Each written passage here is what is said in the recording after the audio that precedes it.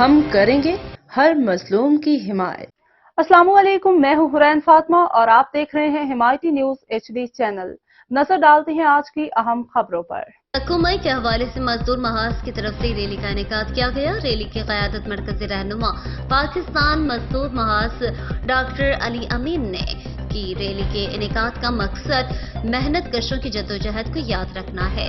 ضلع بھر میں 10,335 رجسٹرڈ رکشے کے ساتھ 50,000 سے زائد مختلف کارخانوں اور 105 رجسٹرڈ بھٹوں پر مزدور کام کر رہے ہیں۔ تنظیموں کے نمائندوں نے محنت کشوں کو زبردست الفاظ میں خراج تحسین پیش کیا۔ ریلی کے شرکا نے بجلی، گیس اور پیٹرول کی قیمتوں میں اضافے کو مزدوروں کے لیے سب سے بڑا مسئلہ دے دیا۔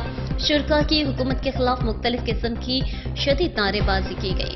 احتجاجی ریلی میں صوبائی صدر عوامی محاذ کے ڈاکٹر علی امین، MM عاطف حنیف کی خصوصی شرکت۔ احتجاج میں فرنیچر کاریگر، مزدور رکشہ مزدور یونین، پاکستان مزدور محاذ انجمن تاجران، بیڈ روٹر ایسوسی ایشن، شریک مزدور یونین سمیت 16 یونینز کی شرکت۔ مزدور بیچارہ خودکشیوں پر مجبور ہے۔